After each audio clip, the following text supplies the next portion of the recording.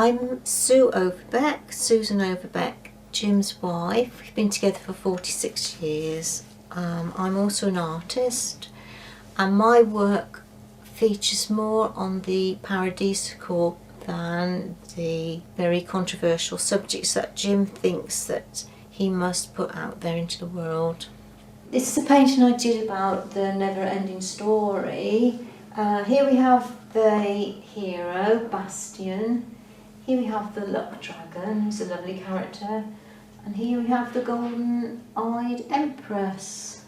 I met Jim at the latter stage of my art college career. I was doing fine art, painting and sculpture at St Martin's School of Art, and by chance I was at a pub, Pinch's Pub, which was full of artistic people. It was a famous venue, so I met Jim there, and he had quite a fearsome reputation on a lot of fronts, but due to his persistence I became his girlfriend and I got totally involved in his life and his quest. After I left the army, I pursued my interest in the philosophy of mathematics, philosophy of logic, for 9 years, with an almost abnormal intensity. I was interested in trying to find an answer to a technical philosophical problem in set theory, which was invented by a mathematician called Georg Cantor. He and several of the people in the same field went insane pursuing this difficult. They were examining the infinite, but in particularly difficult ways. I thought this was just the type of thing I could sort of whet my knife on. I mean, it required a vast amount of intelligence, and vanity being what it was. I thought that I could come up with a solution to this, and so I spent 9 years, but maybe in my 9th year, I'd written a large book on this, which I thought would make me famous. It was called The Theory of Intermediate Cardinal Numbers. In other words, I believed that I believed that I'd discovered things called transfinite fractions, completely unknown in mathematics. My paintings are received differently according to the mind they fall upon. I've had one middle-aged sort of very dumpy lady run out of a major exhibition almost screaming down the road. On the other hand, I once had a sort of cortege of family, there might maybe 15 members, who gently drove by me, almost in homage, saying, "We look forward to hearing about your paintings travelling around the world. There's something like the likes of which we've never seen before." The first great catastrophe amongst mathematical genius was a man called Carl Weierstrass. Weierstrass investigated the foundations of real numbers, i.e. rational and irrational numbers combined. After him, the great disaster was Georg Cantor, who was my boyhood hero, the man who proved that there was more than one kind of infinity. Kurt Gödel, of the famous incompleteness theory of 1931, also went mad and ended up destroying himself. And von Neumann, John von Neumann, the Hungarian Jewish mathematician, went absolutely insane, because he was the man who did the mathematics of the hydrogen bomb, and like a fool he stood out and watched it when it went off. The radiation destroyed him in the most dreadful way. A man who spoke 7 languages faster than you could speak one, whose ability to solve mathematical problems with inordinate complexity and difficulty, it just wiped his mind. He died screaming. Apparently he screamed for 3 days in agony. And so the one that didn't, and I think up there with them, and possibly a man who superseded them mathematically, logically and intellectual, is shown at the top of the painting with hopefully with a slight grin on his face. That's the one that survived and realised that mathematics, properly conceived, leads into the divine. It's not simply a mundane and or secular subject. It's something that was put there on earth, higher mathematics, as a barrier to the divine by God, and the one who can unlock the sort of the signifiers into divinity is the greatest mathematician of them all. No, I said, It's the Almighty himself. He said to me, just after I'd met Sue, like, in the most beautiful way, I gave you infinities to play with and an infinity to search for. That infinity I found, a specific, a transfinite fraction. But what he really meant was, beyond this, there is the infinity of everlasting life.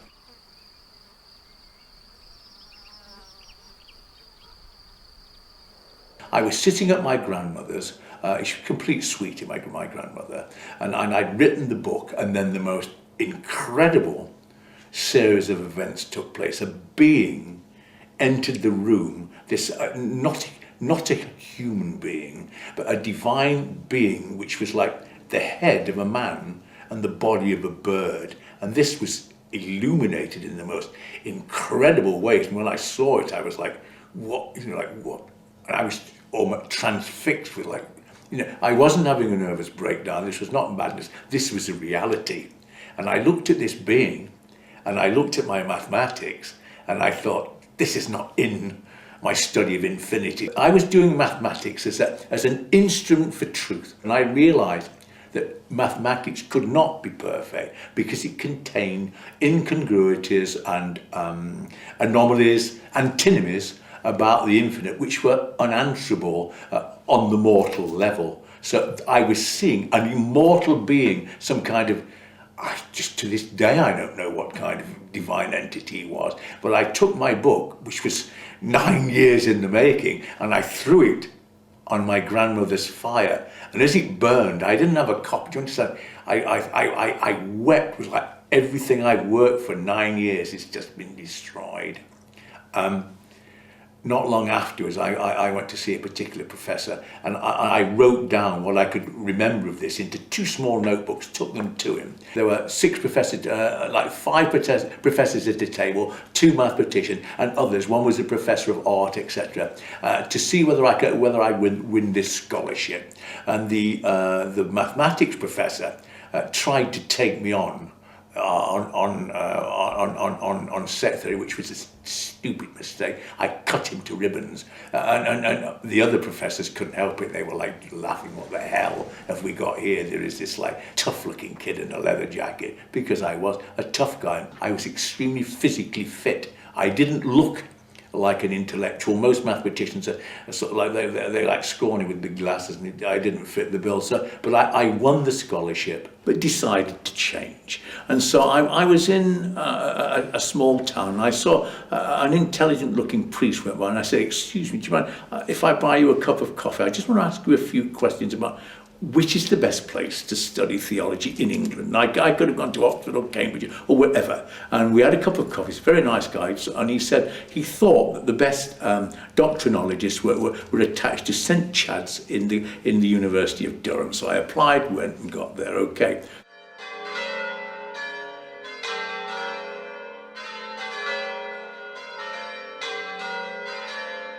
Then I'd met Suze, and we lived in a small cottage in a place called Overthorpe in Oxfordshire.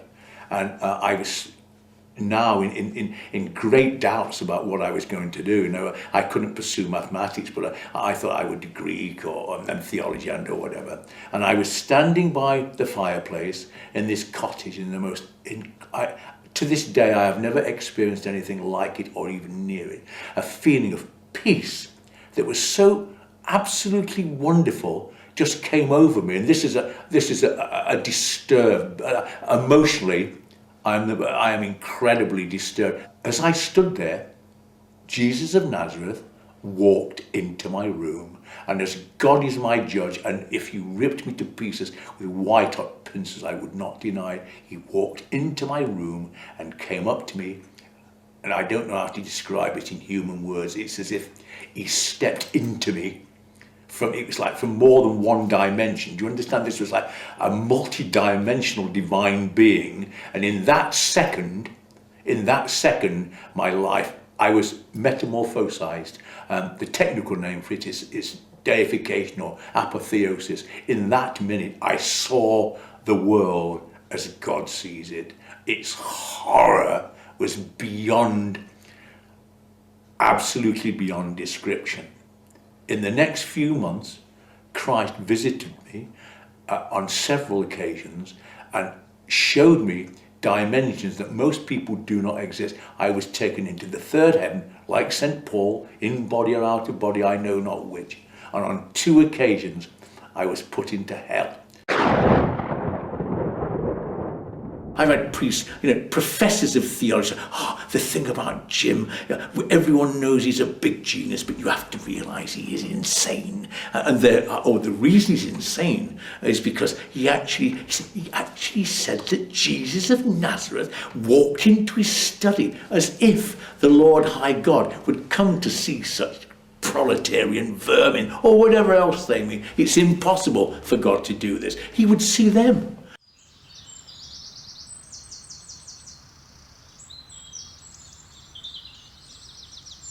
I'm Ralph. I'm Jim and Sue and Jill's close friend, good friend. And I'll tell the story of how I met Jim. It was a very long time ago now. I was 17 years old. I lived in a town in the northeast of England called Durham, and I grew up there, although I'm originally an American. And myself and my good friend Mark Allen, we heard a story of an extraordinary individual. People were reportedly having visions, people who met him, and this really got us interested.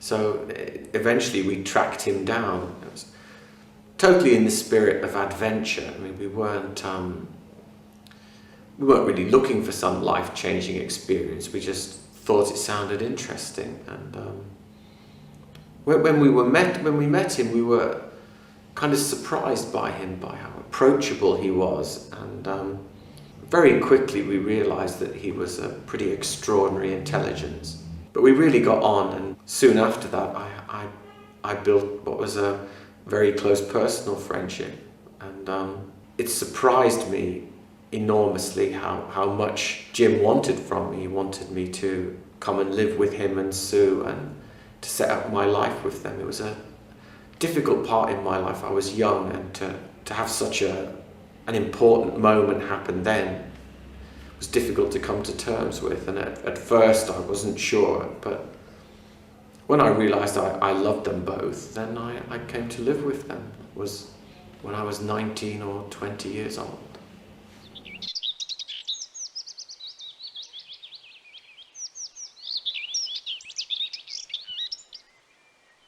The first time I descended into hell and saw the entities there, the words foul, despicable, it would be like being put in front of Mengele in Auschwitz, but these were like really ferocious entities. I mean, unimaginable.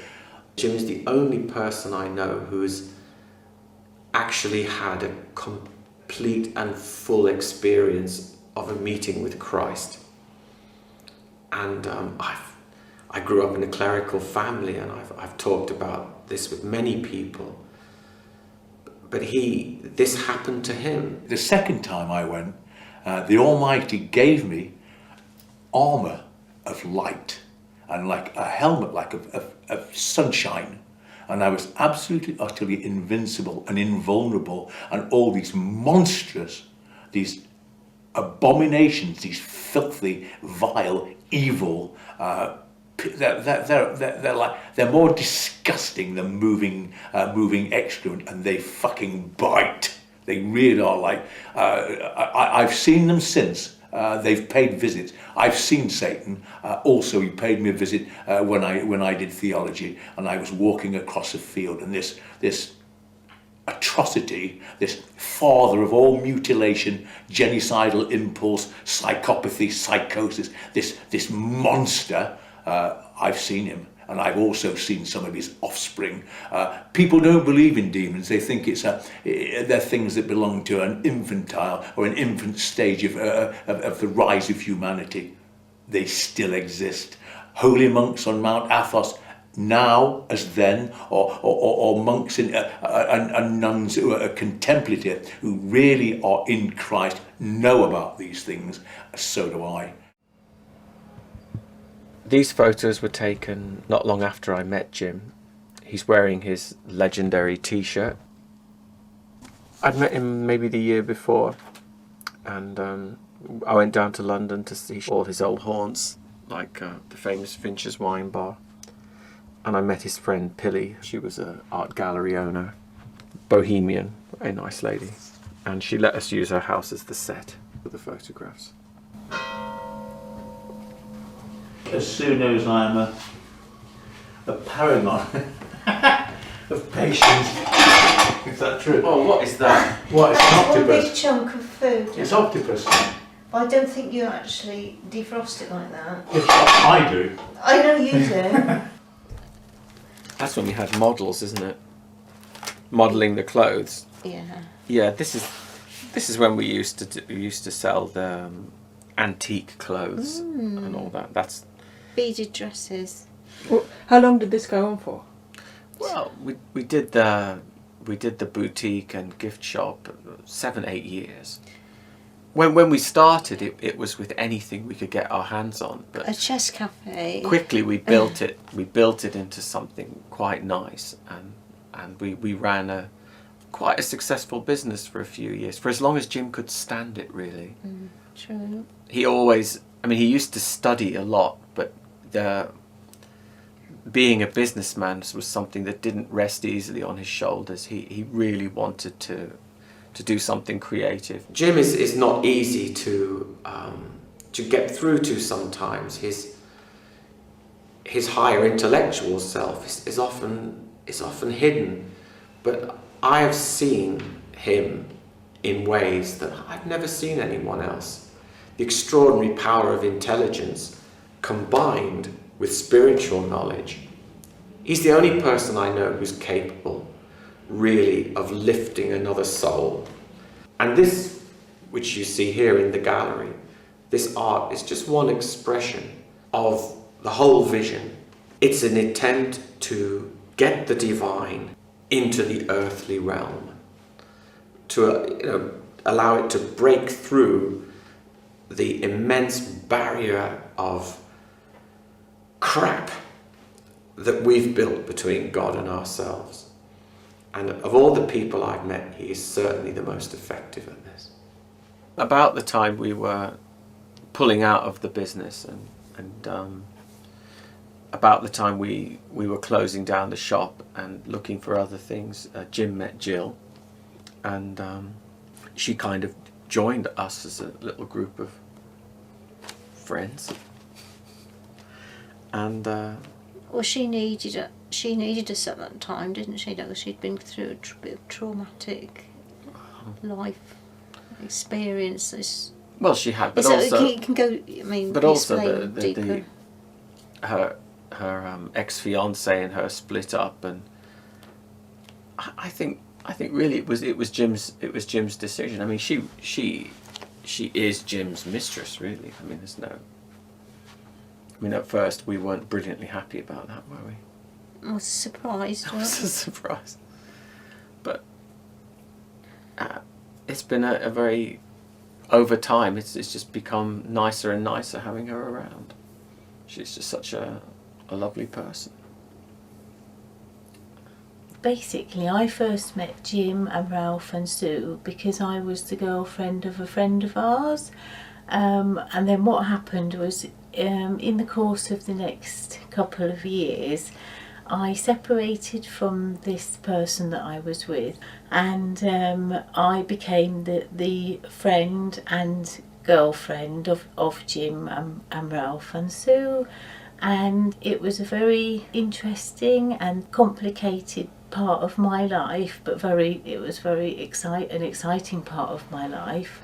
And then I'm happy to say that I've stayed together with them ever since, and we've been from Birmingham to Devon to Kent briefly, and then we've spent the last 8 years together in Italy, having lots of fun and adventures along the way.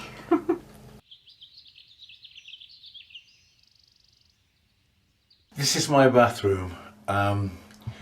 It's not finished yet. I mean, we started on it, Suze and myself, and I sort of did this bit, and she did all the flowers.